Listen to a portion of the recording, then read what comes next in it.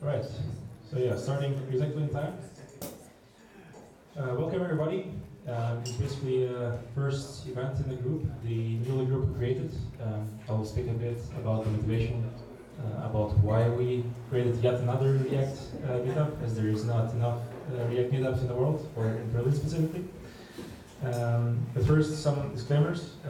We're doing live stream of the event, so hello to everybody watching online or straight after with the video recording, as we consider it really important to make sure that speakers' content is shared as much as possible, so people could share straight after the talk the link to the video recording, as it both streams and records. So after the meetup will end, you can scroll to any of the talks, and with that also put like timestamps so people can just click on the starting point and watch the talks straight away, especially if they wanted to visit the meetup but couldn't because of personal reasons. So yeah, myself, I'm from Amsterdam. That's why most likely you haven't saw me before, at least here, at least in Berlin. I'm working as a tech lead at Zuber. Zuber is a really Dutch company. It's like a TripAdvisor for Dutchies, as we call them. It's a really specific product for the Netherlands. And apart from doing a full-time job as a tech lead in a project with JavaScript, Node.js, and all things you love, hopefully, at least React, that's why you're here. I'm also organizing with a bunch of people, like Frans and other my colleagues in Amsterdam, quite a lot of other meetups. So in Amsterdam, we're doing React Amsterdam. You maybe heard about it because it's also had a conference, an annual conference. We have React Native Amsterdam, and the red one is Amsterdam Jest. Well, also a meetup and the conference, the annual conference, about all the rest things of JavaScript apart from React. And yeah, as I said, I will give slight intro on why we decided to do yet another meetup, as there are two, as you will probably know, and you probably visited the other two. There's a React Native meetup, there's a React Berlin, and for us, the motivation was to create a more open meetup. Why we consider the other ones less open, because we've been trying to reach out to get to know each other, to do some cross promotions and stuff like this. And I don't know, maybe because we're not from Berlin, nobody much wanted to speak with us. And we've noticed that some meetups are just based on some specific company, like organized always in some place, which is from one side good thing because you have like the same menu all the time, but we like to be more open to other companies, to come to visit to other places, to give visibility for other people and other company employees to visit straight after work if they can't afford themselves to go, like because of family reasons, in the evening to other places. And another thing that we want to do with this React open source meetup is to not only make it open for being hosted in other companies within Berlin, but also get to other cities, maybe Germany, maybe in other countries in Europe, maybe even outside of Europe. So we specifically didn't name it with Berlin in the title, so it's React open source in general. And if somebody of you is willing, if somebody of you is not from Berlin, let's say, or somebody watching us on live stream or recorded is not from Berlin and want to have a React meetup in Munich, Düsseldorf, any other more or less big city which has React audience, you can get in touch and we'll definitely help to organize this thing all together. And yeah, I'm just going a bit ahead of my speaker notes that you can see myself. This is basically a summary of all the motivation things. Won't be staying here much. We'll have basically some time for networking after the event as well. So now you know who's the organizer. You can also reach me if you have some ideas or if you want to organize a meetup or something. And let's move forward with some thank you notes for the supporters and partners helping us to get the venues, the platform, share the knowledge, to actually gather all of us and have like a nice drinks and nice food as well. And this time we're all in HelloFresh office. First, you saw the logo everywhere, even here on the right side. And if you note that organizers asked me to share, apart from the intro about the company itself, which will be done by the company representative straight after me for the first speaker. There is a food, if you haven't noticed, on that side in the kitchen. Also drinks in the fridges, so feel free to grab those. Again, after the talks, we'll have time till 9:30 for networking, so stay as long as you like, so we can chat and meet new people. And a few more important notes, the women toilet, which is just behind your backs. This is out of order, but there's other one on the reception through the place where you came to. And when the meetup will be finished, the venue host asked to use this exit on the left, so we don't disturb or we don't break the alarm or something like this. So on the other partners, we also co-organize and help organizing the conference, the React conference in Berlin. It's called React Day Berlin. Hope you heard about it. We've been making sure that through different communities we reach out to people interested in React content. So the event will going to happen on December 2nd. Unfortunately for somebody, it's Saturday. We didn't know exactly what's the preferences to working days or weekends. Usually it's 50 to 50, so you never know. But hopefully, if you're interested, just come to visit us. And by the way, somebody who maybe already bought the ticket, could you raise hands? 1, 2. There's quite some, at least 5, 6, which is quite cool. Hope more of you will join. There's still spots available. And for those who haven't joined yet, there is of course a discount code available. Real straightforward React open source, the same as a Meetup name with dashes. So if you use that, it will be available till the date of the event. We'll also send it out in the afterwards in the email. Together with a bunch of colleagues next to our day job, we're doing quite a lot of events, and usually it's not only like people who decided to do the events are involved in the whole organization. It's basically everybody who's coming, everybody who wants to join. We're constantly looking for speakers. We highly engage everybody in Amsterdam, specifically also to come on the stage and share something. For this event, we also had a pitch scene planned after the third talk, but nobody actually replied, so nobody had anything to pitch, unfortunately. But it's also a problem because we never described what exactly it is. So if you want to speak, with just even 2-minute talk. If you have something to share, if you have an open source project specifically to share, but this is because this is a topic of the meetup in general. We focus on open source ecosystem around React tools, which could be native, which could be even things that are just common in React for React developers like GraphQL and all those things around, or CSS and JS. Like we have a talk as well. So all those things are not exactly React, but it's just common that React developers are also using it in their stack. So if you have like anything to share, as I said, like 5-minute lightning talk, just open a GitHub page of your open source project and just describe in few words what you're doing. And we hope that this kind of engagement helps to gather more contributors and meet people who would like to collaborate on some of the projects. So that's one of the goals of the meetups we're doing as well. So on the event page, you'll find a link with the talk proposal form. You can fill it out, we'll get in touch with you. We also have mentors who will help coaching you. So if you feel not really confident, we'll make sure that you'll have a few trainings and other really good speakers that has a lot of experience will help you out. and generally all our speakers are open to do such things. So please do that, not only for React open source meetup, but also if you'll be coming to Amsterdam, you want to speak there, and we can plan some events around your talk, as we're quite flexible usually with the events. So here's the agenda with 3 main talks we'll have today, all of which will be around 30-minute length. We won't have speech sync today because, again, nobody replied, but next time, now as you know what the format is, hopefully somebody will reply and would like to speak up.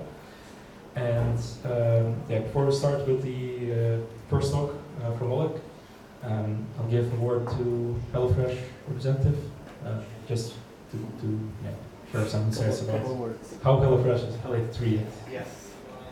Thank you, Robert.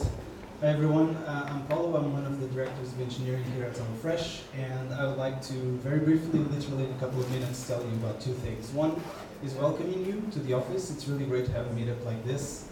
A really big turnout. It's great to see, and I hope you guys have fun and learn a few new things, thanks to our great speakers here today. And the second thing is basically to give you an idea of how HelloFresh embraced React at some point and how we never looked back. So just to put things into perspective and in a sort of a timeline, back in May 2016, so May last year, we started dabbling with React and tried to understand how we could use it to good effect. And so this took us a couple of months until in September we rolled out our first real-life production application of React. It was around our delivery calendar for our customers, and it was a signal that it did work for us, and we wanted to continue down that path. And from then until now, we have just been basically migrating our entire platform to React. We have a ton of what we call fragments, which are basically single-page applications built in React. We migrated almost all of the Angular stuff that we have, and even all the PHP stuff. And it really helps because I think, and we have a lot of our front-end developers here, they can say it even better than I do, how this has empowered us to really, onboard people to the code much more easily than before, to be independent and to be productive writing code much easier than before. So with that said, again, I thank you for being here. And if you want to be part of this incredible trip that we have been having with React, we're always hiring great people. So you can just reach out, feel free to network with our guys here, and enjoy everything. Thank you.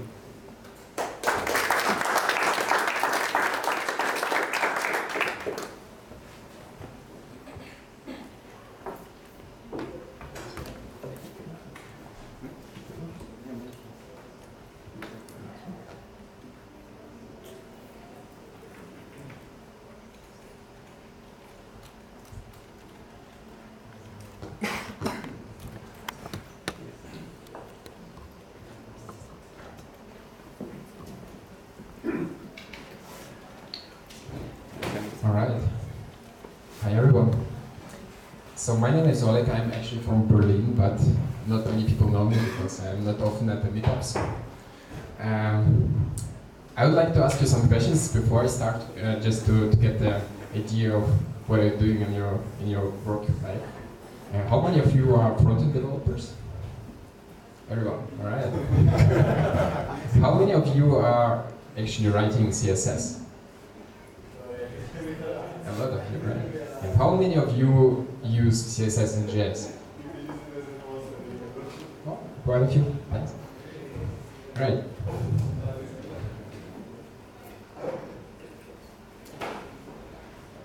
So, hello and welcome back to the future.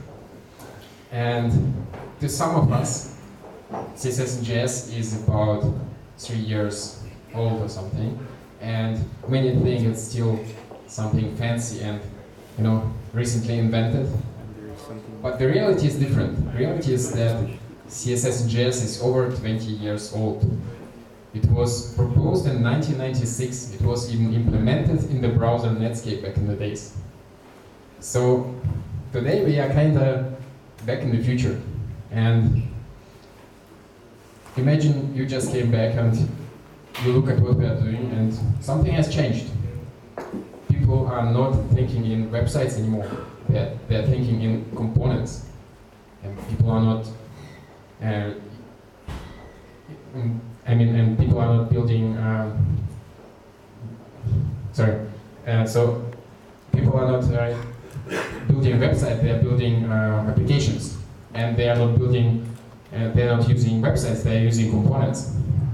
So I work at a company called Grape, and we built a chat. We built a chat application. It's similar to Slack for big corporates. So for some reason, I think that we are working on an application.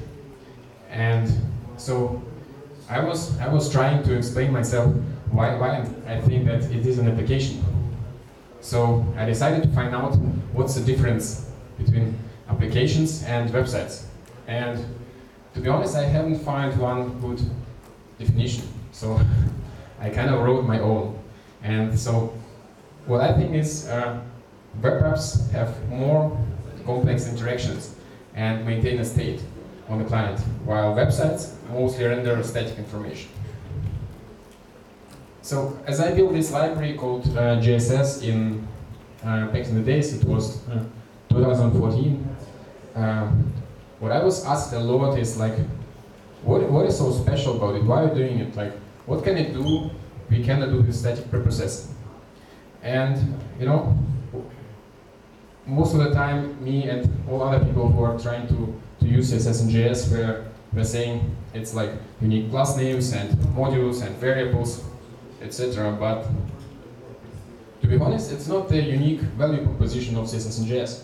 It's something you can also do on the server with preprocessing. So today I'm going to talk about 3 important things which you can only do in CSS and JS in JavaScript. So first one is publishing. Second one is theming, data-driven styling, and a little bit about the future of CSS and JS. Let's talk about publishing. So the only thing that every software engineer agrees on is that software is too complex. And the only way I know of that makes it easier is to rely on work with each other. So for the modern frontend, I think the best way we have right now is like to use npm registry, and it's great. It has almost 600,000 packages, which is a huge amount of packages. But there is one problem with that. They are not always good. There are too many cheap packages, and you know, it's so easy to publish something to npm. The CLI is so easy to use that it basically begs you to, you know, to publish something. And so, actually, for JavaScript, we have a bunch of tools to make sure that the quality is not too bad. We have linters, we have typings, we have tests, and I even consider runtime errors to be a quality assurance tool, because it doesn't mean you have to break the UI if you have runtime error. It means that you can handle it gracefully, and you can log it, and you can get a notification that something goes wrong. So what do we have for CSS? This is a screenshot from Bootstrap, the most popular CSS library. And basically what it says is like, copy-paste the style sheet into your head before all other style sheets to load our CSS. And that's it. We are done, right? Nice, but there are some issues. Namespacing and specificity conflicts are real. You cannot publish something to npm as of today and then use it and like have no issues with that. It's really hard to have reusable packages on npm which don't conflict with each other. Don't worry, I've got you covered. I have a new methodology for you. It's called package block element modifier. It's like BAM, but you know, with package prefix.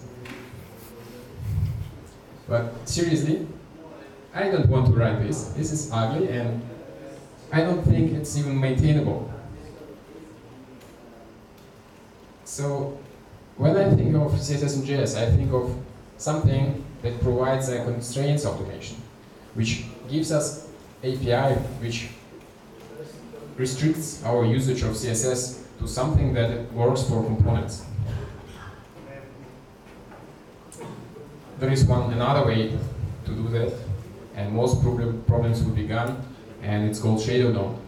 To those who don't know what it is, it's basically a specification which will be at some point, probably, eventually, implemented in the browser, and it allows us to have a real scoping of CSS. And yeah, the issue is that it's still not ready, and it's in work for about 5 years now. It's still not well supported. And there is a doubt that it will be fast, because one common question in this is how do you reuse styles which are common to each component? Because with say shadow DOM you cannot have some global CSS which can reach into the component inner workings. So my answer to this is always better JavaScript, or any other better language that will be eventually in every browser, because it's not about JavaScript, it's about the power of abstraction. JavaScript can provide us with an abstraction which can fix our issues as of today, right now, and we'll make sure that we can fix them or work around them in the future as well. My second topic is about theming. So, what is a theme anyways? I couldn't find any good explanation, so the very basic one is theme is a configuration that defines the look and feel of an application. Let's take an example. This is a material UI library which is implementing Google's material design. And this one is particularly good, and it's the most popular one. So this is how the theme looks like in this library. It's basically an object which defines the colors, shadows, transitions, mixins, spacings, and so on and so on. So let's assume we don't want to use React for this, and we don't want any libraries at all. Let's try to do theming with just vanilla CSS. So there are some ways to do that. The one is, which is most popular, is a built-in theme. So, which means that you have a configuration somewhere, maybe SAS variables or whatever it is, and then you build your CSS which already contains the entire theming data. So the problem with that is if you have an application where you have multiple themes and you switch the theme, you need to re-download the entire CSS. And an even bigger issue is that if you have many teams working on the same product on the same site, on different pages, and suddenly you want to do a redesign, so you start changing your theme, you need to go around to every team and ask them to create a build. And once every team is ready to create a build, now you can actually create the production build for the entire application and release it. So you will, in the meantime, you will be blocking every team with the update. It's really a lot of coordination work. It's kind of human limitation. It's not technical. So there is another way. You can use CSS variables, right? They are basically created for this. And the problem with that is, first of all, a quote from MDN. CSS variables are subject to the cascade and inherit their value from the parent, which means that we essentially have the same issues we have with the regular CSS. We have class name collisions, and same way we have custom properties collisions. And so we need still a tool which allows to make sure that there are no namespace collisions by generating the properties. And yeah, the second problem is we can't really use it yet because it's not supported in IE 11 and below. So we have to wait a number of years until we can actually use it in the most popular browsers. So what I think is that React's context behaves a lot like a CSS variable. And I will explain why. Let's take an example. This is a theme created using Material UI API. We just define some colors. It doesn't matter. And now, this is how you use Material UI theme provider in React. You basically have a provider, and you have everything inside of it, like the entire application is inside of it, and it's every component which is aware of the theming is able to access it over the context. Which means that this theme I provided on the top is accessible to every component inside. Which also means I can change this theme on top or replace it, and everything is rendered at runtime without any cost, without any redownloads, really quick. Another interesting thing is that you can actually nest providers inside of your application. For instance, if you have a sidebar which has a little bit differently looking buttons, you can have another theme provider nested within the first one, and so the second button will use the theme 2 from the parent provider. So you can still use exactly the same components, but they will look different in different subtrees. My next topic is about data-driven styling. And I know two kinds of data-driven styling. First one is state-based. So state-based is basically styling which directly depends on your application state. And application state in this case could be anything. It could be user settings, it could be whether it could be your mood or your CEO's mood, whatever. It could be any data. And you want sometimes application behave and look differently depending on very dynamic conditions. The second kind of data-driven styling is streaming animations. And what I mean by this is, let's take a look at this example. This is a switch from iOS. And many people don't even notice why those controls in the mobile world feel so nice. So the reason is actually that animations in there are not that simple as on the web. When you swipe this button, what happens is the velocity of your finger will be calculated and used in the physics engine, which will calculate the acceleration and deceleration of this button, basically applying certain gravity to a certain weight of this object, which makes you feel like this object is moving very naturally. And our eye is like perfectly trained to recognize natural and not natural movements. We are really good at this. And suddenly you cannot use transitions or keyframes for this, because in order to do so, you need to know in advance how the movement will look like. You need to predefine the entire animation. In this case, it's just not known. So if you do this on the web platform, what you normally use is inline styles. And if we talk about React platform, we would use React inline styles, which is quite difficult because you have certain issues.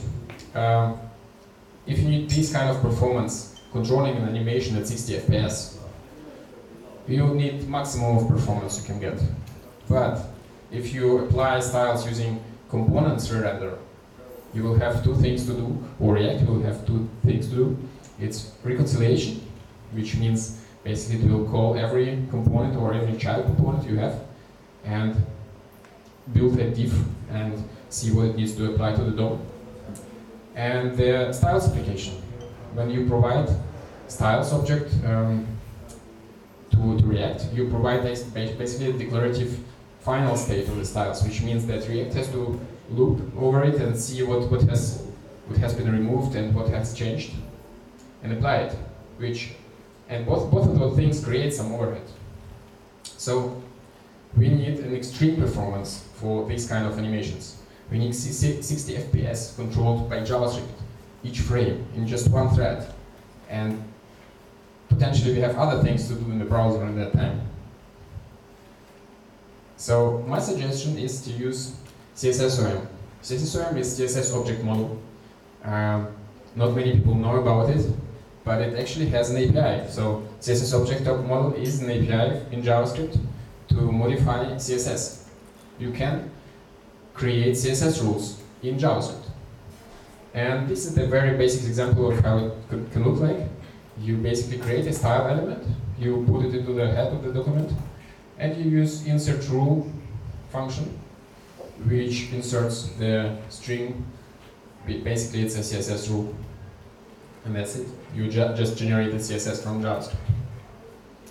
And the other thing many don't know is that we can mutate these styles. It's the same way we can do this with inline styles.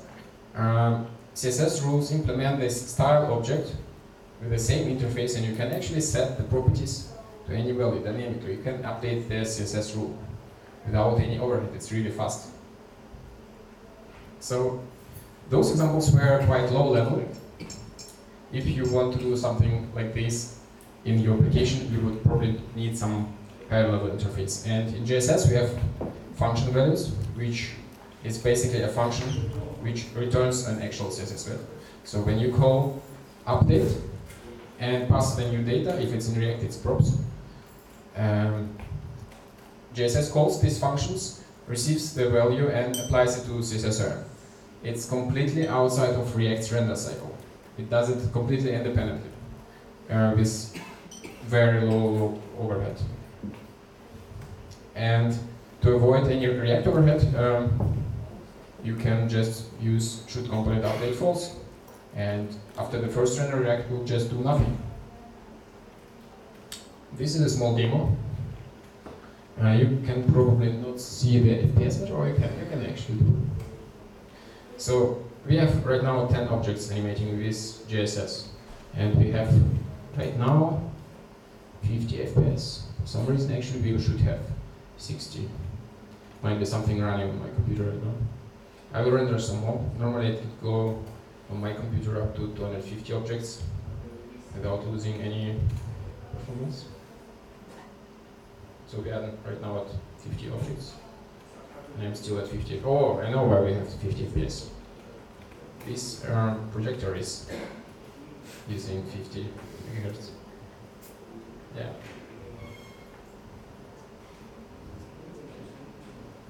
So now we go a little bit beyond 50. We are closer to 40 now. Yeah. So now I will just switch to React inline styles just to show the difference. By the way, we are now animating 340 objects with JSS. And now we are at React inline styles. So FPS dropped by 60, 70 or something like that. And right now at 8 FPS, 16, 15, 10. So it's like, normally it's about 2 to 3 times slower. Of course, React has to do a lot to do this. And yeah, so function values are really performant and you can do a lot with them.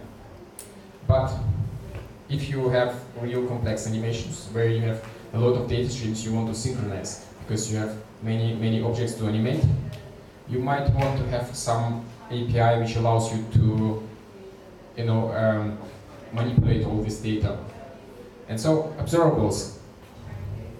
There is even a proposal on TC39 about observables. Please go ahead and take a look at this and start it so we can finally move on with this proposal, because this is really a great one and it's very minimalistic. You will understand it in 5 minutes.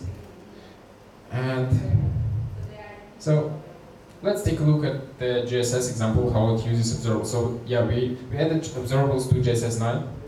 And now, so this example is basically using a very simplistic observable.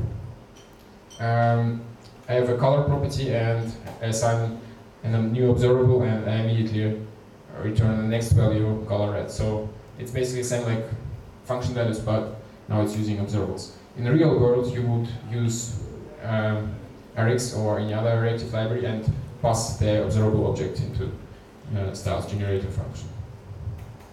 So it's not much to learn here. And all I needed to support observables in JSS was just this. I'm using this observable package, which is like, I don't know, 500 bytes or something. It's really small. And if I identify a value which is an observable, I subscribe. And once I receive a new value, I set the value to the JSS rule, and basically I'm done. So to support observables, I needed like 5 lines of code, because the core API is very minimalistic. And the beautiful thing about it is that this core observable is compatible with every reactive library like RxJS, Bacon.js, Kefir. So you can actually have your entire breakfast. Another thing is it is push-based, which fits well for our purposes if we want to use events like mouse move, which are very, very frequent, or data streams which come from a physics engine, which are also very frequent. So it's very efficient, it's lazy, which means it does nothing until events appear. And it's basically a handy API for streams coordination, which you may need if you have something complex to coordinate. And the beauty of it is that it works perfectly with CSS object model. Because, first of all, they are both decoupled. Observables are decoupled from the data source, and CSSOM is decoupled from DOM or from rendering, from components. They are both lazy, which means you can create an observable and it does nothing until events start coming in. Same for CSSOM. You can create a CSS rule and it does nothing until you assign the selector or a class name to some DOM node, and then this CSS rule applied to the node and does something actually. So the beauty of it is you can pass this class name to any DOM node or to many DOM nodes at the same time, and you can remove it so that it's immediately reusable.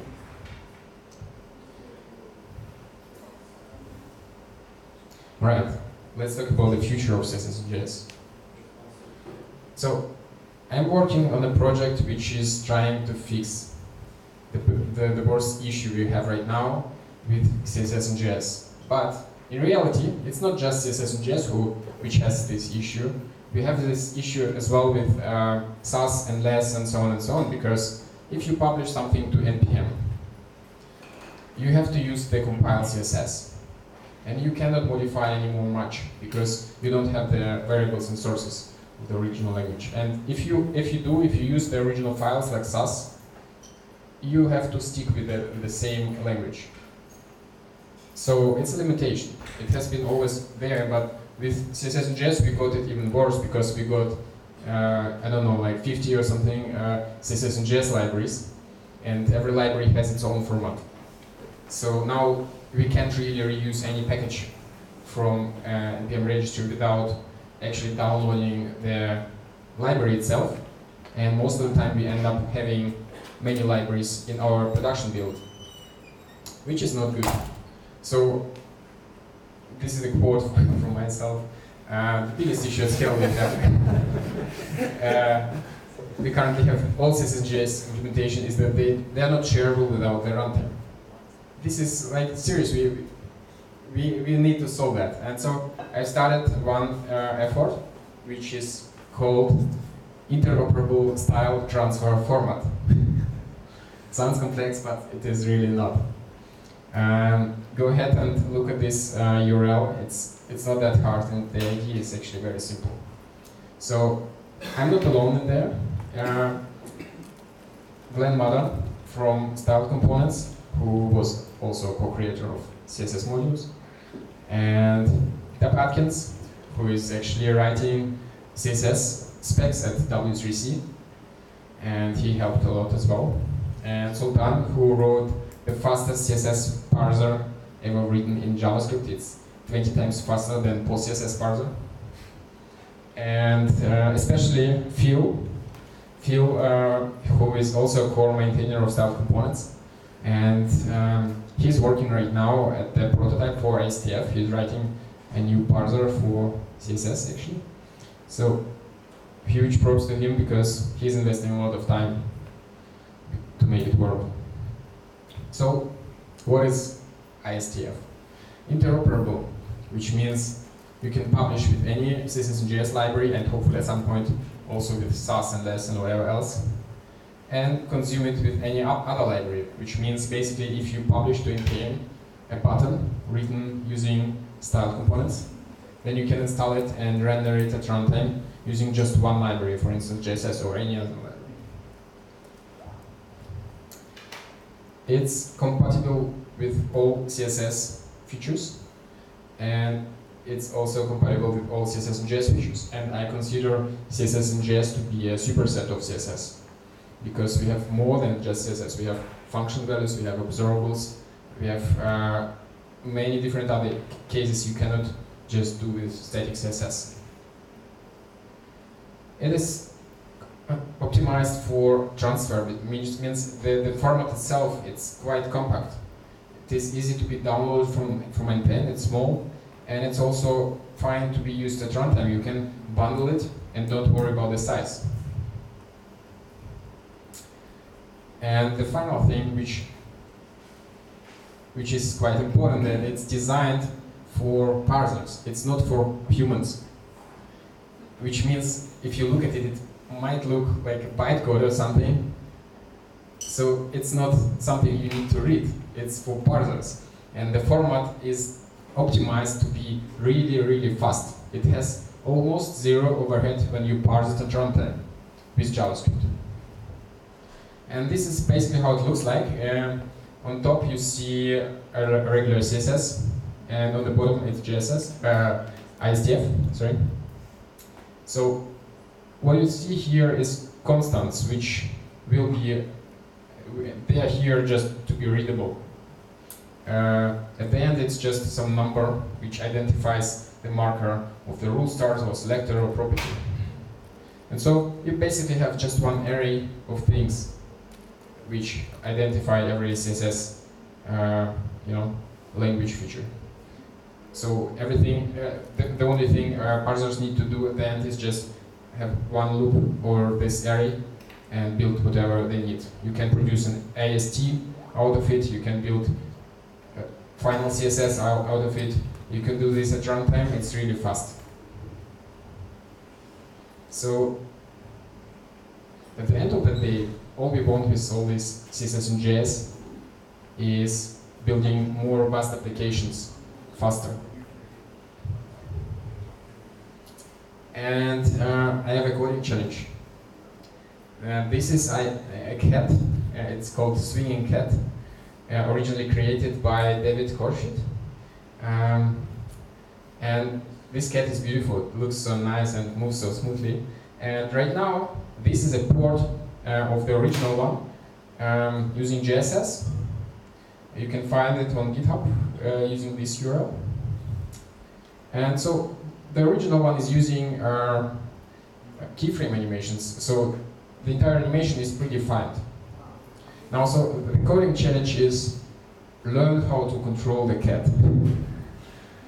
You can use observables and RxJS or any other native library and replace regular static animations with observable ones and see how it works.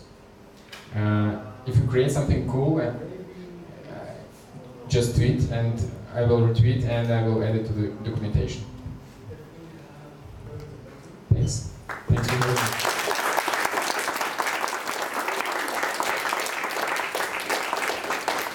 Do we have time for questions? Now let's move questions to the after networking. So we just move on with the next speaker. Robin will be our next presenter, presenting from a laptop now.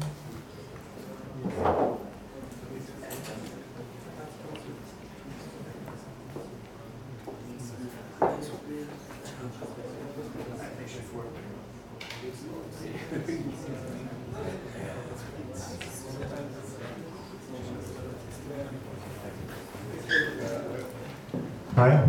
my name is Robin. I work at News Store, and I'm fascinated by Jest. I'm fascinated by the ability to introduce awesome features at a rapid speed. And it makes it difficult sometimes to discover new features. And whenever I do, I go around and I tell everybody about it, and they usually go, "What? I didn't know Just could do that." Or they say, "What?" And that elegantly solves my use case. And sometimes they do like, "What? That was the worst winning speech ever." But I'm just fascinated by Jest. Today I want to share some nice tricks and tips I've learned. Maybe you know some of them, maybe you don't. I have 4 topics I want to cover. I sometimes read the specs, I sometimes follow the PR, so the last section is about some sneak peek to the next version, something already merged but not released. I mean, if you want to leave early, don't.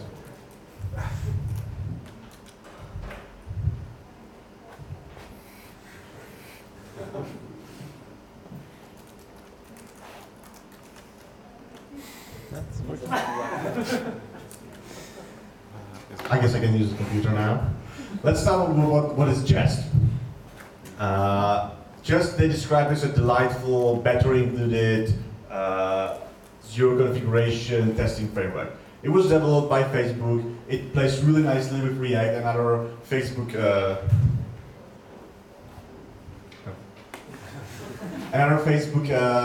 technologies. It's built on Jasmine and Expect. By the way, Expect was eventually donated to Jest, and a few months ago they forked Jasmine, so now it's a little bit separate, and now everything works as it did before. What I really like is that they care about developer experience. They introduce pragmatic things which maybe are not sometimes I know like pure or something like that, but they solve your issues and they really have this target in mind. First section is about snapshot testing, which I think changed how we test React applications. I assume most of you heard about that, so let me quickly go through what a snapshot testing means. A snapshot test is something that takes an object, let's say a JSON, takes a picture of that, and saves this picture. Then, when you run the same test again, it takes a picture again, different picture, maybe the same, and it will tell you, the picture I took is different. This picture can be of a React component or some other data structure. Let me see how it works. So here I have a test. You see some describe, some test, then I have an object with very different primitive JavaScript values. And on the bottom I have where I actually use the test, where I use the snapshot. It says I expect this thing to match the snapshot which was saved. To match snapshot is basically no different from any other measure, like to be equal or something like that. What it does is, when you run it, it will generate a file which will look like this. It will stringify, serialize, however you want to call that, the object, and you can compare the differences. You can see that it takes the name of the test to the name, so you see method works 1 and method works 2. So that's the order of the snapshots. Let's go through the primitive values, because okay, first thing, we snapshotted an object, and you can see that the properties I sorted alphabetically. That's actually really cool. I had some problems with that before, but it's solved. You can see that it works for functions, for maps. It has this. Oh yeah, for functions. You see that? You only see there's a function. You don't see the implementation. You don't see how many. You don't see the arguments. You don't see the name. There used to be a name a few versions back, but there were problems with different node versions, so they removed that. That's important to know. Function is not like snapshotted as it is. It's just a function there. With a map, it's different. You can see you have some way how to have key and value pairs.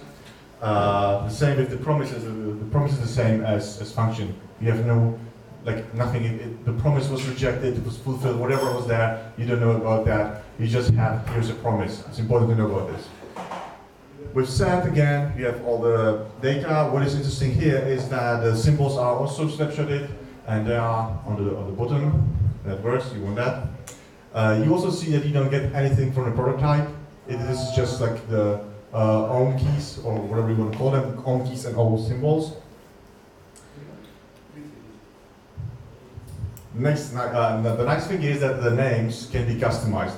So before that, you had the name generated by the test itself. You can pass an argument, which is a string, and it will use this name globally. That's interesting, so you can move snapshots between tests and compare it. However, it will always add the index. So if you can have snapshots named the same multiple times, but the numbers will be in the order of execution.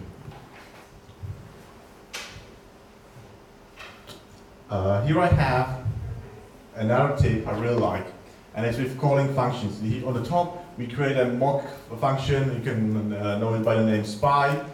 And then there are two ways how to kind of test what happened. The first one, we look, has been called with this arguments, has been called with these arguments, and it was called twice. What we don't know, for example, is the order of the calls, because if we switch the order of the function calls, all of these things would be true. The trick I have is that you can actually make a snapshot of the mocks.calls object. It's actually an array, and it saves array of array. It's calls and arguments. So here you see we have two calls. First call with one argument, second call with two arguments. This will like totally snapshot, like it will concrete the whole thing. You cannot change anything. You cannot add more calls. You cannot add more arguments. You cannot switch them. Whatever. It's like totally bulletproof. As I said, Jest includes snapshot testing for React and for immutable by default. That works really nice. For React, you can have snapshots like these. So you have this. You don't have function calls. You have the result of those. With depending on the props. With the immutable, you get these nice names as well. Another question is, can I use this for me? Can I somehow write it? And the answer is obviously yes, you can. And you can write your own serializers. I'm using the new API for that. It's a little bit different. It's from the Jest 21 2 months back. All of the plugins have two functions. The first one is called test. And any value will be passed to this function. If it returns true, this plugin will be used. If it false, it will propagate to the next plugins until it reaches the defaults.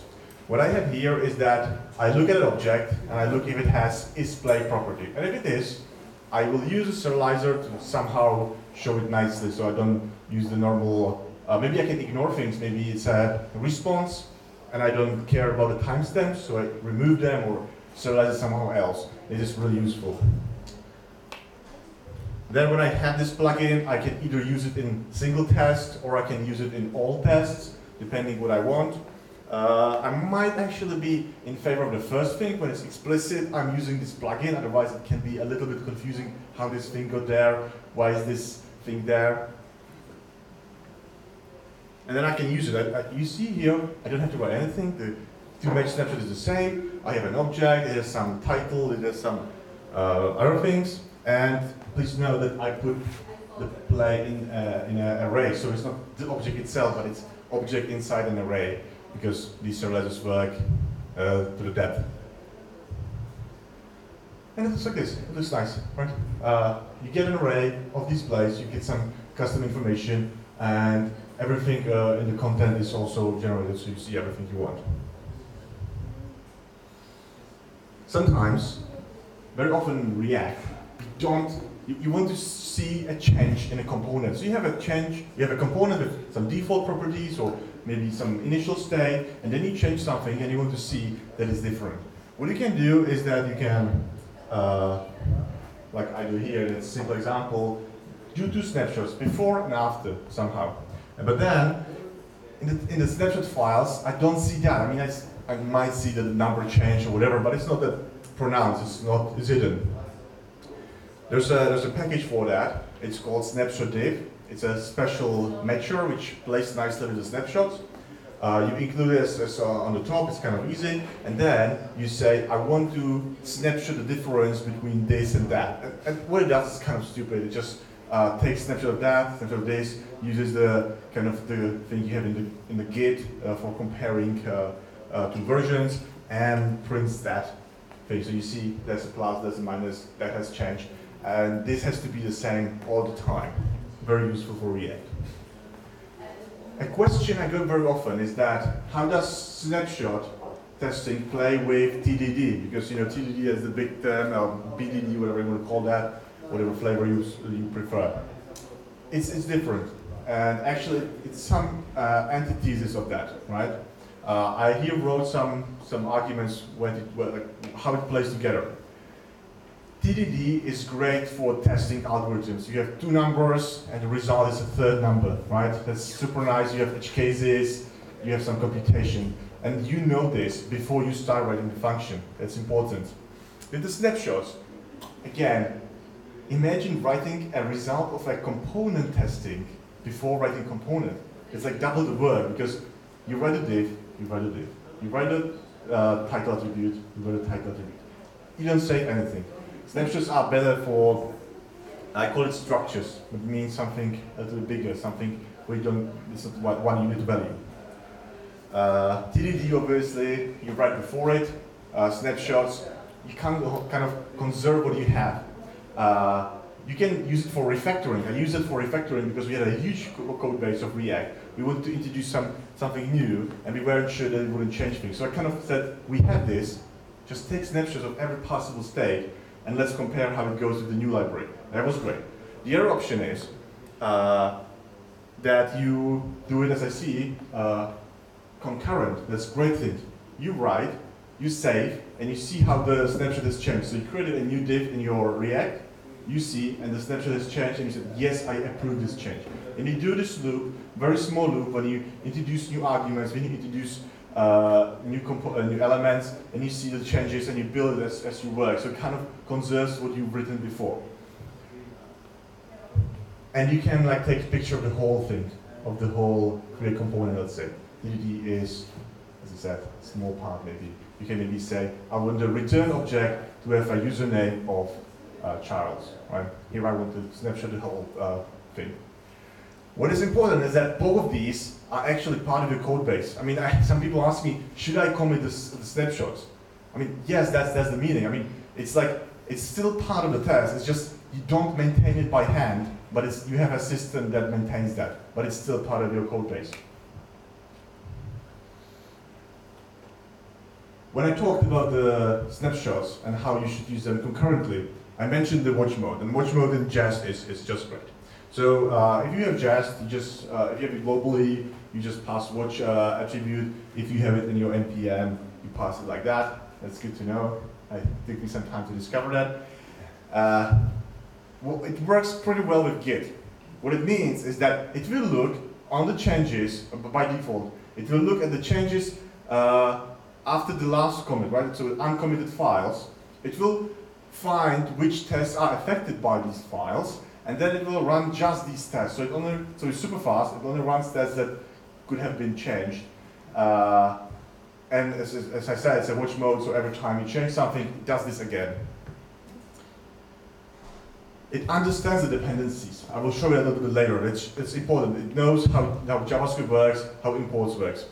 While you are inside that, you can filter by pattern or test name. Path. So you can say, I only want to run tests inside module A category or whatever, or a folder, or maybe only tests which include letter R, because I have the mute for that. You can update the snapshots, and one really cool thing, I really love that, is that when you run something and something fails, these failed tests are run as first, so you don't have to wait for them to fail again because you will be probably maintaining them. That's the pragmatic thing I was talking about. Let's see how it works. So this is an example how Jest understands the code. I have a test that imports in module A, and module A imports module B somehow and does something in between. When I change just module B, Jest understands it needs to run this test. That's the great thing. You don't have to tell it anything. It knows this test has to be rerun again.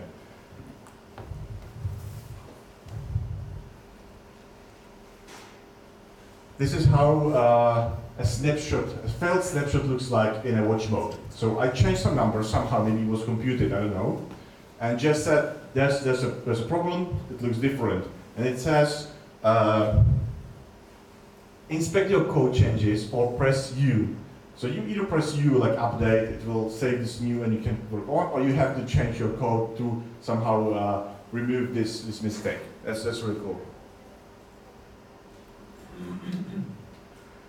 This is the example. Like I had 3 files, you know, but it's like one of the minimum I can show it on. I run it. I had a problem in the last. I fixed the problem, and it ran this file as the first one. Really cool feature. And you will. I mean, in my company, we have tests on my machine. They run for over a minute. This is a lifesaver.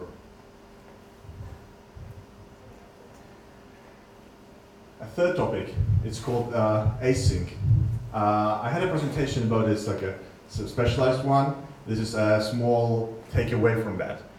Testing async is hard and it's tricky. I will show you why. You can either use callbacks. This is like the whole Jasmine style, and you can use promises like that and you pass it. Fortunately, Jest does this for you. So if you return a promise, Jest will do this magic for you and it will work. The thing is, you have to return the promise. Here I have 2 promises, but only one of them is returned. What it means, if the first one for some reason fails, this is what the console will show you. So first thing is, you see that there was some error, right? That's nice. The problem is, the whole thing passed, because this test wasn't like part of the test suite. The test already finished. This thing failed. There was a node error because you just encountered an error. But the test is passed. The return value is 0. If it's on the CI, this test will, like, nobody will see that there was a problem. That's what I'm talking about when I tell that testing async is tricky. And, oh yeah, I love this one. So when you want to catch, or I mean, you want to test that your promise can be rejected, and you should do that. I mean, if you have promises, you should also test the conditions under which are those promises rejected. You have this test. It looks good, right? I mean, it rejects, and I want to see that the rejected value, maybe the error has some format or whatever. I do that. Well, what happens when the test actually is resolved? Well, for Jest, they see, oh, there was something wrong. It doesn't get to the catch phase. And there was a fulfilled promise, no problem. You created a test that cannot fail, which, I mean, congratulations, but you don't want that, right? What you have to do to make it kind of work is do something like this. Like you can either write that you expect certain number of assertions, but then you have to maintain this number, because when you add the new test, you have to increase it, that's annoying. Or you can put that then, so if it actually somehow fulfills, you return an error which will be catched, and you will get a lovely error which doesn't tell you anything, and you have to inspect the code and say, oh, it was actually rejected. What happened, right? Since some time, we can be using async await. The good thing is that this whole function always returns a promise. Just can handle promises, so that's okay. But it has some other problems. So here I have 2 promises. I mean, the code kind of looks like without promises. That's the whole point, right? What happens is that if you forget to maybe write one of those awaits, because something, right? Maybe you change the API, something. What would happen, right? So you get this nice error. It says, expected number but received object. I can guarantee you will spend a few hours on that. Okay, maybe at least minutes, but it will surprise you. So be careful about that. You see, this is the same thing where I showed the promise. I want to test that under certain conditions this function rejects or fails. But again, I mean, now you are a little bit more educated and you know that this wouldn't work for a result promise as well, because again, it doesn't was resolved, there will be no catch, everything is okay, no errors, just says this test is okay. Yeah, so if you resolve that, it will still work, and that's wrong. What you can do, oh yeah, I saw this so many times. You know, I mean, it works. Yeah, sure, it works. Yeah, it gets the job done. I mean, if that thing doesn't fail, you get to the next thing, it fails. You get a lovely error. True is expected to be false. I don't know. Yeah. Fortunately, and let me think. I think it's just 20. So it's kind of some time ago, a few months. There was a new thing introduced. It's called .resolve and .rejects, and it's supposed to solve these issues. It's a really small syntax. It's consistent. It's small, and it catches all these errors. So what you do is that you put this word either rejects or resolves before the matcher, and it will unwrap the promise, right? So it will take the promise, it will wait for the rejection or fulfillment. It will take the value out and compare it. So you can use anything. I mean, here I have to be, but you can use any matcher you have to match snapshot, to match object shape, whatever you want. That's also nice. The same is for the rejects, right? So you expect that the error has some shape. The good thing is that the errors are marvelous. I mean, they tell you what happened. They tell you, I will write that, read that. Expected, received promise to resolve, instead rejected. And of course, if the error thing, which is so hard to test, expected promise to be rejected, instead it was fulfilled with this value. That's awesome. That's what you want. It's just, I will show it again, sorry. Just one line. It solves so many things, so many troubles. You see, you have to put the await there because you still have promises. You still kind of need to wait on this line. So yeah, it's still a little bit tricky, but it solves so many problems. That's what I showed you. That's what I was talking about. I mean, yeah, I'm really excited. I mean, I did commit a few commits, usually to documentation, but I was looking at what is new, and I tried to like look at it. I mean, these people have amazing ideas. I love that. Like people put like so sometimes weird ideas, but some of them are actually good in the end when you think about that. And I've been looking at what is merged, and these are my favorites. So the first one is mock name. I don't know why it wasn't like discovered before. When you create a spy, and then for some reason it fails, I don't know what, you get this error. You get jest.fn, and you don't know which one because you have 50 of them, and you don't care about the comment tenants, and you have 50 spies in one test, whatever. This is not nice. So what you will be able to do, sorry, and when the next Jest is released, is that you name this mock, right? What it means, instead of the jest.fn, you will see this name, you will know which mock is causing problem, you can delete it from your code base, or fix the test. Snapshots, as I said, they are part of your code base, but they are in a separate file. I'm not sure if I mentioned that, which kind of leads you to the thinking, oh, that's something else, I don't have to care about that. There's a commit which enables, eventually, the editors to show snapshots at the place where they are like kind of called. So you can see on this line, this snapshot was generated, you can review it, you can like kind of see, oh yeah, that's cool, that's what I want, or something like that. Maybe even in the future to approve the changes inside the editor so you don't have to go to the console and press U. It will be like, I don't know, at least 2 keystrokes shorter or something like that.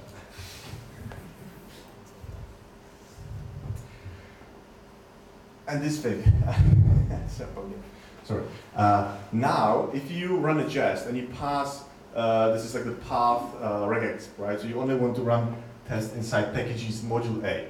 And for some reason you misspelled and this thing doesn't exist, or you remove all the tests or something like that. And the test will say, it's okay, no, nothing to test, I'm okay, everything passed.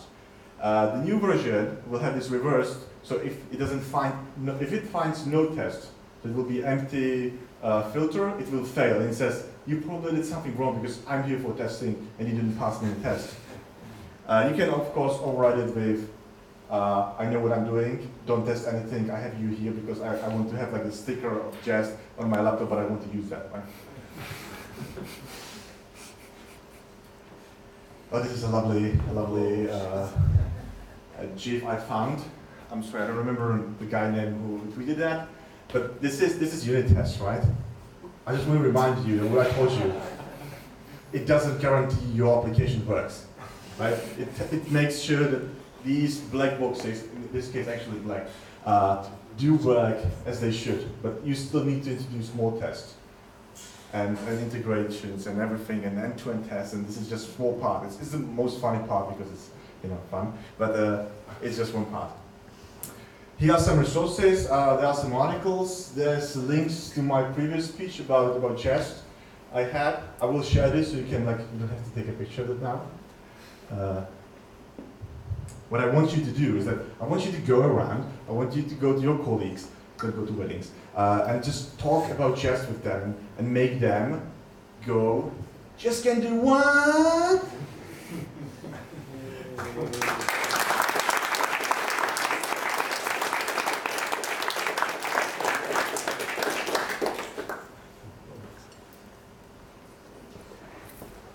All right, thank you very much, Carl.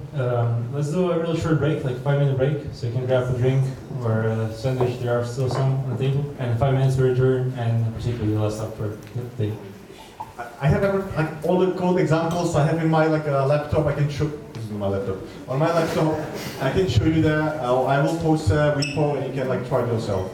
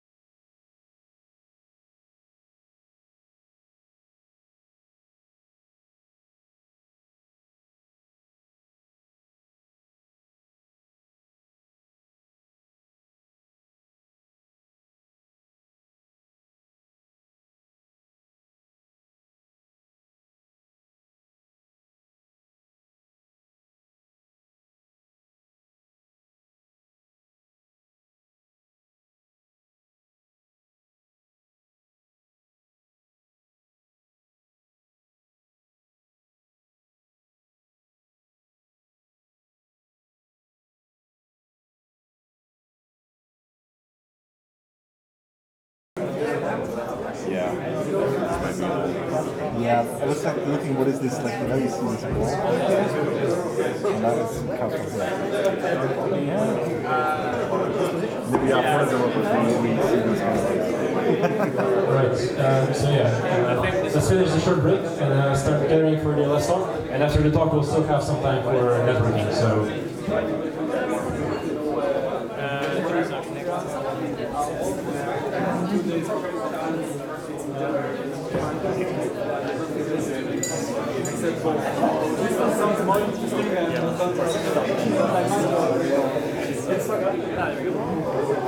Is it there?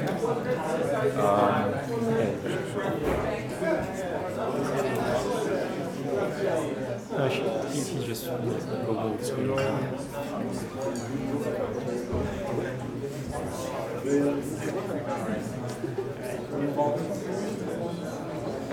Right, so our first speaker is Carl. He's also, by the way, community organizer, React Vienna, Reason Vienna. So if you want to give talks on his events, if you're still gathering the proposals, please do. And our first speaker, and as said, after the third talk, we'll still have time till 9:30. So if you have questions to speakers, please stay. Let's chat. And if you want to speak or co-organize, please reach me or Carl. And welcome, Carl. Thanks very much. So today I'll be talking about the effect of React on web standards. So, what I'm going to be doing here is it's going to be a 45-minute talk down to 30 minutes because we only have 30 minutes left. So I'm going to try to, I'll race a little bit through it, but that's okay. I'm a Canadian and Austrian JavaScript developer, so I'm a freelance JavaScript engineer. I'm working on a variety of different things. I'm working on Node stuff, I'm working on React, I'm working on GraphQL stuff, yeah, just all sorts of different things. And I read a lot of Twitter, so you guys don't need to. And yeah, that's me.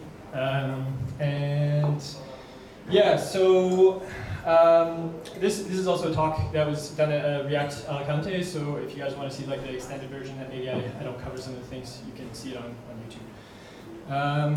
So what are we going to be covering today?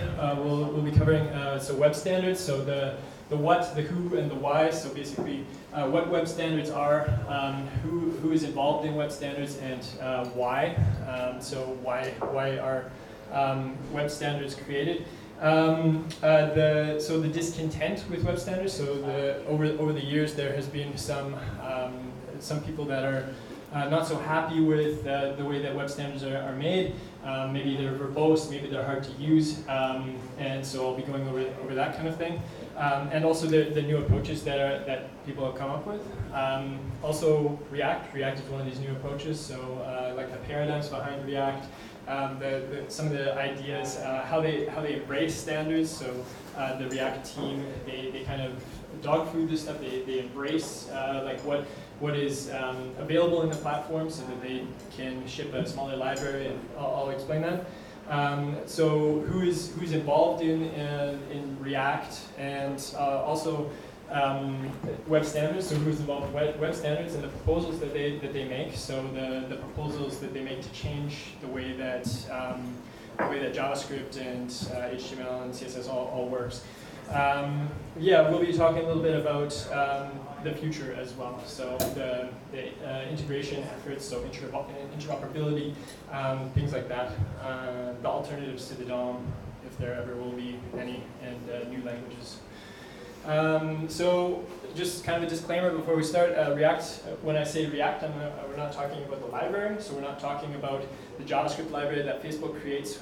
We're talking about the paradigm, so to declaratively describe your UI, whether that be a web app, whether that be a native app, whether that be a command line thing, or anything else.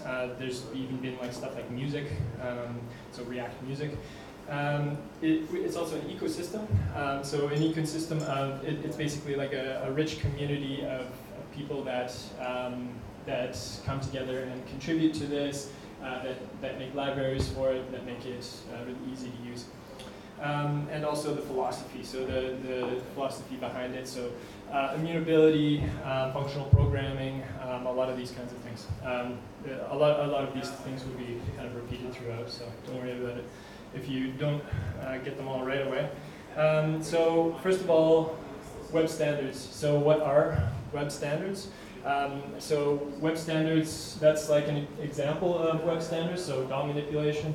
So this is how you would manipulate the DOM if you're not using something like React or some kind of library. So you have to, it's very imperative and lots of boilerplate, and yeah, so it's not very nice to use. So another example, this keyword. So this is a very confusing thing about JavaScript. This. Yeah, so it's context-based, and like, I mean, unless you're using arrow functions or something like that, and then you have, yeah, then it's a different context. Anyway, it's complex. The video tag.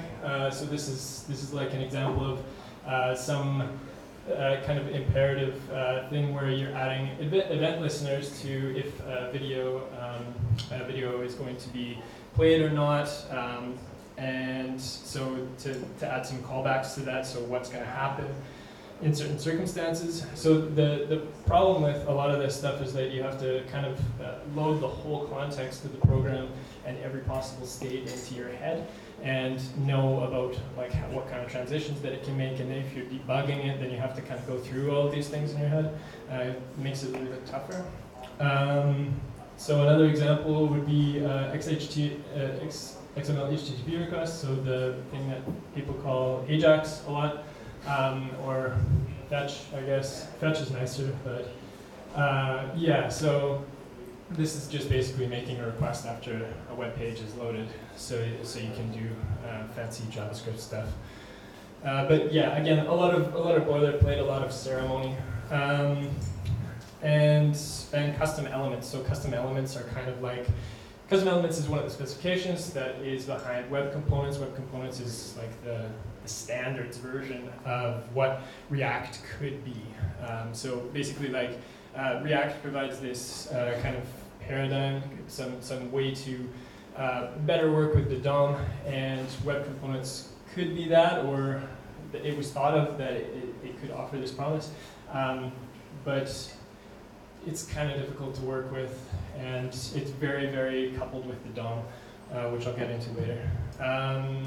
So who makes it? So we were talking about what they are, I kind of went over that, and then who does it. So we have the W3 tag, so that's the technical advisory group. There's a lot of different groups. I didn't put them all up on here, but these are some of the most, some of the biggest ones and some of the most relevant ones to web developers, to front-end web developers. The TC39, so we'll be talking mostly about the TC39 actually, because that's like JavaScript stuff, and React is fairly heavily JavaScript. And yeah, some CSS things and some other community groups and things like that. So who are on these spec groups? And what you'll notice is like the people that are on these spec groups are from like big organizations, so they're from big companies. A lot of the time, there are some exceptions. There are some invited experts and some people that are not part of a big company, but a lot of the time it is this. Yeah, so this is basically like who makes the specifications, but we also have the implementers. So the implementers are an even smaller group of big companies. So these are the people that actually are the gatekeepers at the very end, who decide how is something actually going to get into the platform? Is something going to actually be available to end users? So their end users are actually us, so developers. So are things going to be available? And so it's controlled by big company gatekeepers.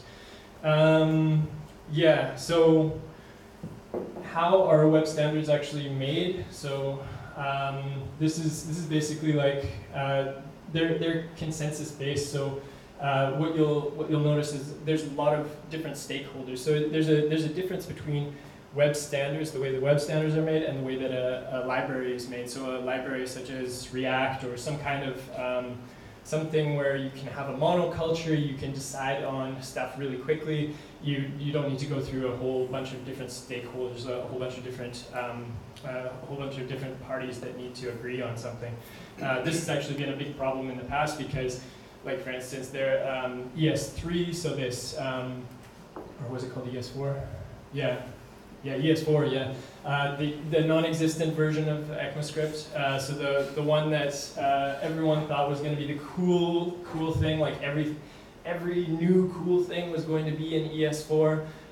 Turned out that later it's going to come in ES6, and maybe you guys have played with some of the things like class syntax and like all of these new kind of features. But this was actually a long time ago already with ES4, and then Microsoft was blocking it. So basically, yeah, so stakeholders, there's a lot of different parties that are involved. Recommendations can be ignored, so these gatekeepers can say, hey, we don't want to do this, we're just not going to include it in our browser. We have a large market share, so it doesn't matter. And non-standard paths, so some non-standard paths are really cool. So like this XML HTTP request, so this AJAX thing, that was like a non-standard. That was Microsoft, and they just went off and they did their own thing. And it turned out to be a really cool thing, and it changed the web forever. But yeah, it's not cool when your browser doesn't have it, I guess. Yeah, and yeah, blocking stems. So this is what I was talking about ES4. Yeah, so this is kind of like, it's not all doom and gloom. So the browser makers are now they're working on this. They're basically saying, okay, we're going to try to work together, guys. We're going to try to play nice on the playground. Yeah, so this is kind of cool. But basically, what is to keep in mind throughout this whole thing is that web standards are fundamentally different. So they're not like libraries where they can just quickly iterate on things. So there's a lot of complexity. There's a lot of legacy involved, and there's stuff that you can't just get rid of on the platform, because then you're breaking websites for people, and that's not good. Yeah, so we were looking at the what, so what web standards are. So how are people being discontented by it? I kind of described that a little bit. And what are the new approaches that they came up with, so that some developers decided to do.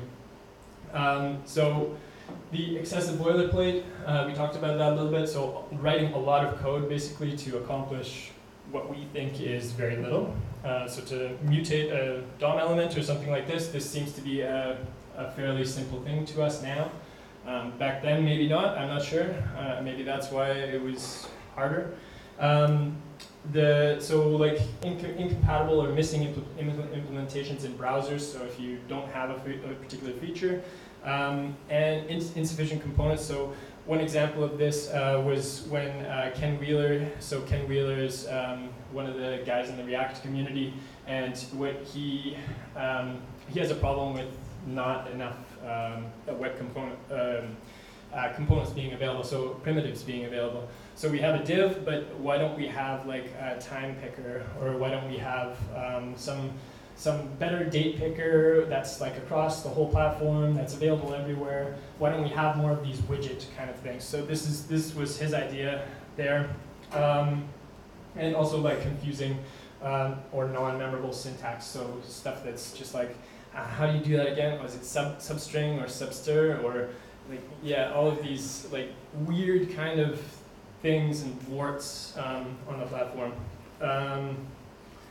And yeah, the kind of like the imperative kind of approach, this is like loading the whole program into your head and trying to go through all the steps linearly, as opposed to a declarative approach or other kinds of functional paradigms, which we'll go through. So some new approaches was like jQuery. So this is kind of this is a nice improvement on the syntax. That's basically like doing Ajax, doing the XHTTP XML HTTP request. So yeah, it's just a little bit less ceremony. They just took it down to a more data-driven approach. So just basically the very basics on what you need. Dojo was also a thing. It just made it easier to do DOM manipulation, among other things, of course.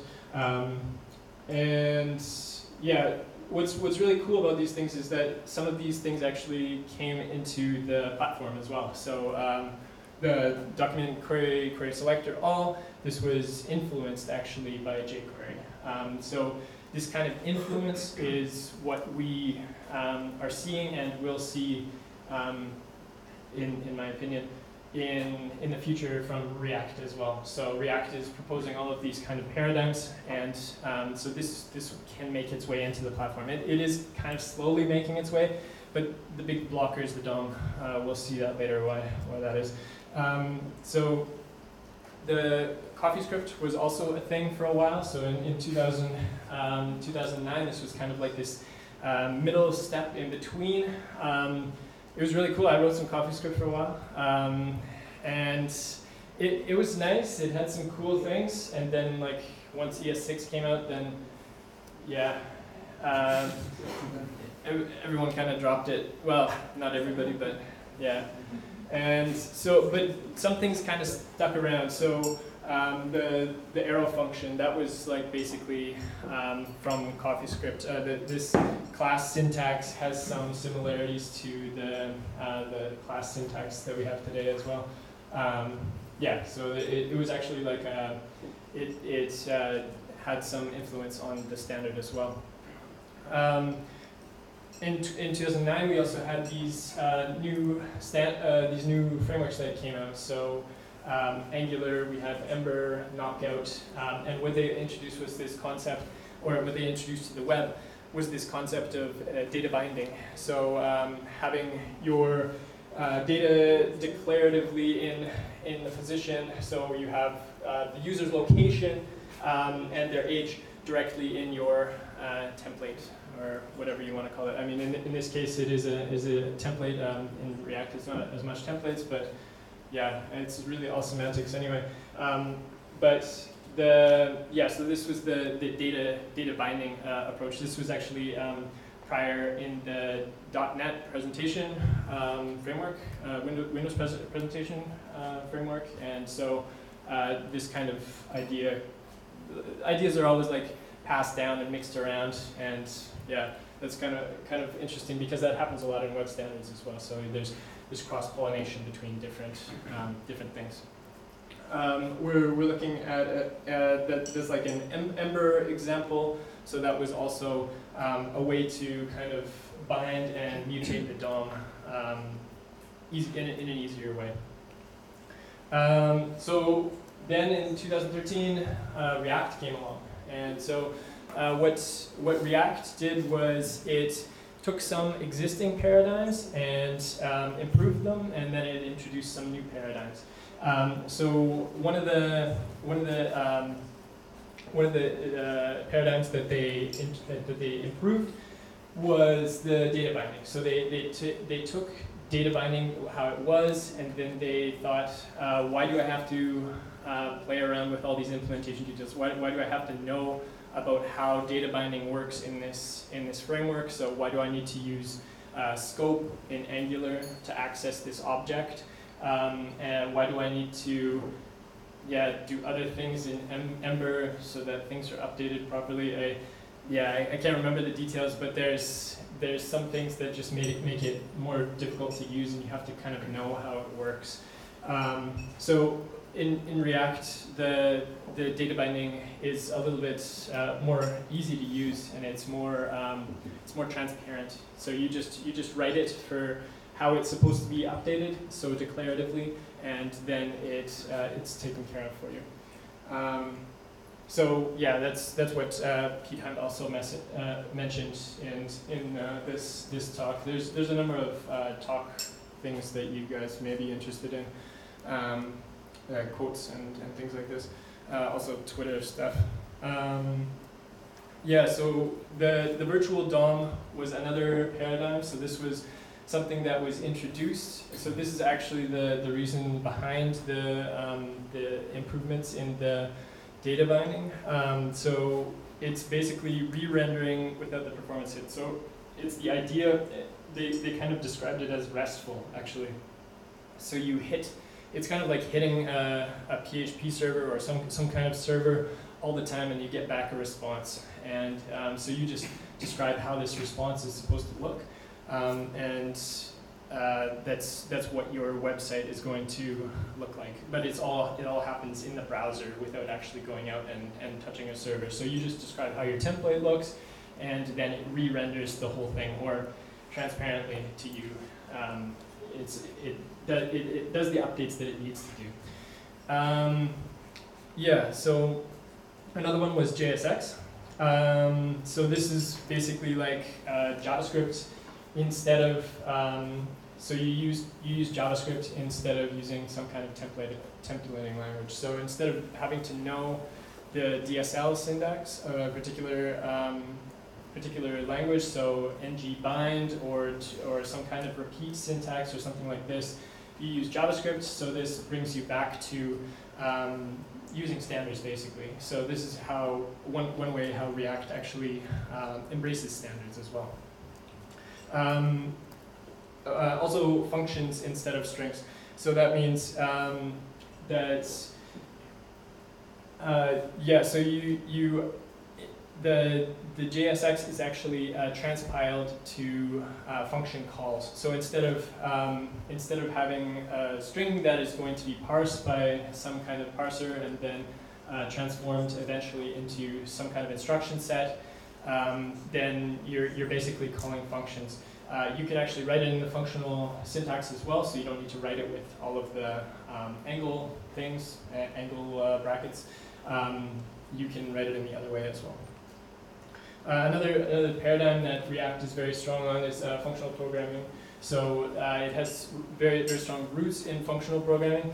The first version of React was actually prototyped in this SML, so it's simple or standard ML, which is yeah, it's a functional language, and yeah, the pragmatic functional approach. So basically, what they say also in their documentation is that they want people to get into functional programming who maybe don't know as much about functional programming. They don't want to beat you over the head with it, and for object-oriented people that haven't learned this way, they don't want to turn people off from it. So you kind of get escape hatches, you get ways to get out of it. But yeah. It's the pragmatic approach to it. Yeah, so that's how they highlight that in the docs. So basically, developers with different skill levels. So the immutability and unidirectional data flow. So basically, what they're saying here that they want to restrict the amount of power that you have over it, so that you don't actually. It just makes it easier to reason about problems when you run into them in your program. And they're a component model, so it's reusable, composable, and testable, and decoupled from the DOM. So that means, like I was saying before, that you can also do it to native apps. You can do it to music, to whatever, basically. So it's basically like it's a paradigm that allows you to define different components, different parts of your program for whatever target you want. Also minimalism. So they do the low API surface. So basically, what they don't want to have a whole huge amount of API that you have to learn. So with Ember, you have every possible thing in there, and with React, it's just a little bit of a different approach where they try to keep it as minimal as possible and try to offload a lot of that onto JavaScript. And so they remove proprietary features for this, and so that it feels like you're actually just using JavaScript. So this goes into the embracing of web standards. So they build on the ubiquity of JavaScript. JavaScript is everywhere. JavaScript runs on so many different devices, and so they want to have you write standards-based JavaScript. So JavaScript that is using the new standards that are available, that are being proposed. So use polyfills instead of using other libraries for this, basically. And JavaScript is basically their intermediate format. So that means that they use this. So that means that if you were to want to switch to a different framework or something like that, you're writing most of your application in JavaScript still. So it's still, a lot of it is transferable. Sebastian Marc Bourget, I think I'm pronouncing his name correctly. He says that this is a great strategy to creating a better library. So just listen to the standards people. So listen to, because they have a lot of different constraints that you maybe you don't think of as much, and a lot of legacy and everything. So the thing is they don't like everything of a web standard. So how do they curate? So one thing that they say is, one thing that Sebastian also says is, so how can we actually remove stuff from the language? It's a really hard thing to do because you have this paradigm of don't break the web. You don't want to actually break the internet. So this is one of the things that you'll see in mailing lists. You'll see in a lot of really old things. You don't want to have it where you're breaking the internet for people, where people go to a website and it just doesn't work. So this is a paradigm. This is like a rule of browser makers. They don't want to have this broken, so they have to have like a certain amount of percentage before they can remove something from the platform. And so that means that web developers have to stop using it. And how do we get there? So that's the hard thing. So what kind of things do they have? What do they have problems with in standards? So again, it's the same thing. It's like the verbose APIs, imperative, no declarative DOM updates. So there's no API for saying, okay, this is what I want, and well, kind of like React. So this is what my template should look like, and you handle all the stuff, all the magic that happens behind the scenes to take care of it. But that's kind of why React exists. So also the tight coupling between the different components. So you have the tight coupling between DOM and CSS. So you can't. So I think Oleg was talking a little bit about the CSS model and doing these style sheets and everything. And this relies on the DOM. And so how do we get past that? How can we get away from the DOM, because the DOM has some problems that I'll be going through. And also the foundational quirks, so these are things like substring versus subster. Okay, so web components. So the web components were basically a list of different, so 4 different standards that came out. So we have Shadow DOM up there, we have HTML imports, custom elements, and templates. And so they come together and they make this kind of platform that is supposed to make it easier to work with custom functionality. So building blocks of components that have custom functionality. So there are advantages to it. So they have the Shadow DOM encapsulation, and it could potentially become kind of like an interoperable standard. And then if it did, then we're kind of like all writing to the same kind of standard. And that feels nice, that's good. The problem is, so there's no real kind of way to do them declaratively. Like I mentioned before, it's all based on the DOM, so you're all still having to do all of this imperative kind of mutation of things. And yeah, that's the imperative API. No focus on compatibility. So this is, composability. So that means that two different web components, if they want to communicate between each other, data flow between them, that's not so easy. So they need to have like event listeners, event handlers, and it's a lot of setup and it's a lot of boilerplate. And the people that make web components say, yeah, actually we didn't actually have a solution for this. So that's not what web components are for. but maybe they should have this as well. So maybe they should have these things. And yeah, it embraces the DOM. There are also no alternative render targets. So this was actually one of the first kind of questions that I had about web components when I heard about them. Is that, hey, can we do this? Can we do like server-side rendering on it? And it's not really. I mean, you can kind of run a browser on the server and then get the HTML back, but it's like, what? Then yeah. So the web standards proposals. So these are coming from these three lovely guys. So that's Sebastian again, Jeff Moll, and Jordan Hartman. So yeah, he's from Airbnb. These guys are from Facebook. And so it goes through this kind of process. I'll try to run through it quickly because we're kind of low on time. Yeah, so basically, first of all, we're going through stage 0. So this is like you bring the idea to the committee, talk about it. People try to knock it down. The stage 1 is providing more information. So making use cases. You have some prerequisites like a champion. So a champion is someone that brings it to the next stages in the specification process. You need to have someone like that. Then you have stage 2 to make it more formal. You need to have like a precise description of the syntax and semantics.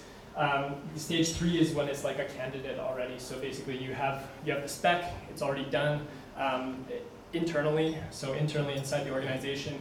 And then it needs to actually be implemented by browsers, and it needs to actually have implementations out in the wild to see, is this actually going to work? Then stage 4 is like, yeah, this works. We have 2 implementations in browsers. So yeah, 2 different browsers have done it, Safari and Firefox, for example, or Chrome and IE or Edge. Yeah, let's not say IE anymore. And then finally, it actually gets into the specification, so it gets in the written document. So my kind of I posit that React is that React contributors and the kind of paradigm and philosophy, they are working with the standards committees. They have the goals of bringing some paradigms, to the actual languages. So lowering the paradigms into the language. That's one thing that Cheng Lu says. So to add new low-level APIs to allow optimization. So this is basically like exposing the functionality that's already available in the web. That kind of like, it goes to the extensible web philosophy, extensible web manifesto.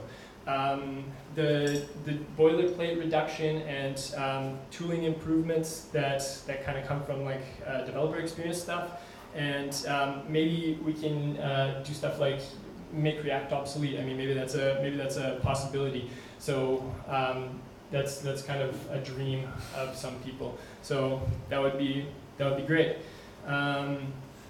So here's an example of one of the proposals. So this is also by Sebastian. So we have the REST property. So maybe you guys have already used this. Actually, this is a stage 3 proposal. So I think it's like almost in the direction of stage 4. There's an open issue on GitHub for that. I think this has been implemented into platforms already. It just needs to go a little bit further. Yeah. So basically, what you're doing here is you're in the first one, you're taking out the A and the B into this object, and in the spread, the Z it's put back into the object, basically, in those two, in the last positions there.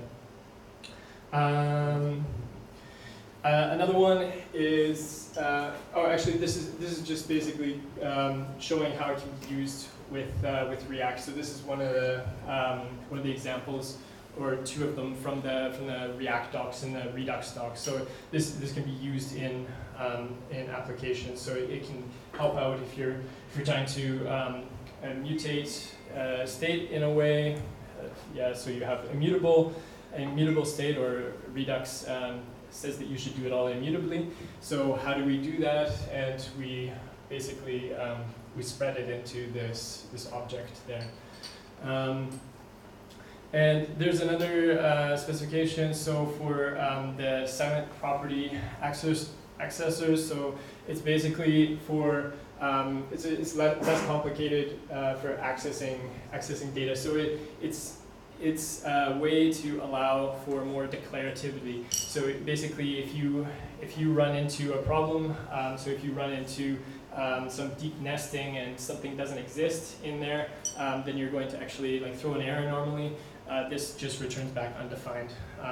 This is kind of similar to this other one, this optional chaining. So this is kind of like a competing specification. So this one's actually stage 1 though. So this is just from a couple of other guys, not Facebook guys.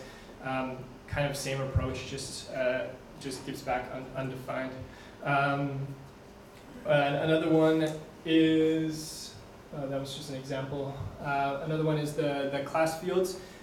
So this is something maybe you guys have already used as well. So you can set properties, and you can set like static properties and also private properties. So the private thing came a little bit later. First of all, it was 2 different proposals. Now it's combined into one to rule them all. Yeah, so this is also like in the React documentation. So you can set basically like a click handler here. We have the scoped constructor arguments. So this is just also a little bit of boilerplate reduction. So you have something where you can set these properties directly from the constructor arguments. Yeah, that's another different example. So this one does captured arguments. So pattern matching. This is another new one that has come out. So this is another kind of functional paradigm. So this is in different languages. So like Rust and F#. They have these kind of paradigms as well. So this is like some of the cross-pollination that I'm talking about. Do expressions, another functional kind of thing. Yeah, so this is how you could use do expressions in your application. So just a little bit of less stuff that you need to write. Object values, object entries. So being able to run through these the different parts of an object in using array kind of methods. And yeah, so immutable data structures. This was actually a proposal by Sebastian, but it was just presented. I think it was just like strawman, or maybe even before pre strawman. So yeah, just nothing. Didn't go any further. There was some implementation problems with it, and also like shallow equal. So to see if an object is shallowly equal, so it won't do like the deep equality test if you have really nested data structures. But yeah, shallow. This one actually made it into ES 2017. So get on property descriptors. So it basically just helps with copying objects. And yeah, trailing commas. So this is about tooling and stuff like this. And yeah, that's how it helps. So why hasn't there been more progress? So the problem with this is browser vendors they come along and they don't get actually like a lot of progress or a lot of change into the browsers very very quickly, because they don't want to change the web. They don't want to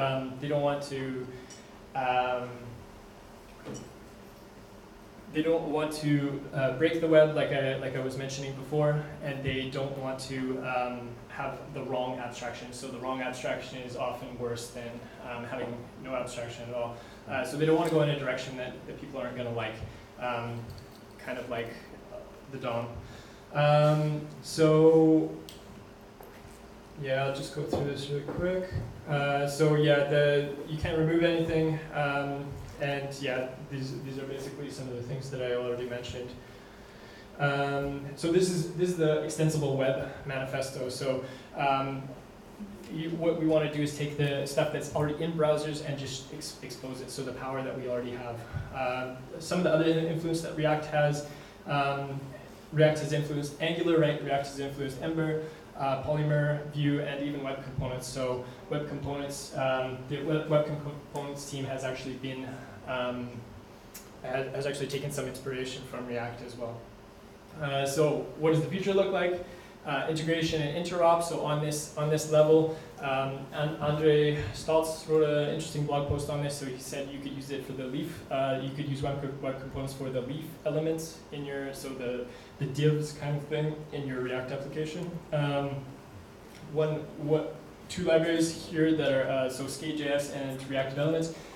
These kind of try to play together with web components. This is a fairly new thing that's happening, or it will happen. So this is basically something that Jason Miller, this Develop It guy that he's tweeting there, he has something that's maybe in the works that's going to allow for transpilation in between frameworks, and maybe also web components. Alternative specifications, so we have the Unity component specification, and then also the alternatives to the DOM. So we have the Douglas Crockford's helper app, Ken Williams app browser. So these things are basically, just take a look on YouTube if you're interested, and new languages as well. So for instance, Reason. We do the Reason ML meetup, and the takeaways are basically that. So standards move slowly. So React also embraces the sound standards. So not all standards, but subset of them. We need a better model than the DOM, because the DOM is imperative. You have to load everything into your head. You have to know the whole state of your program. It would be nicer to have like a declarative model. To lower the paradigms into the language maybe helps, so that some of these functional paradigms and things like this.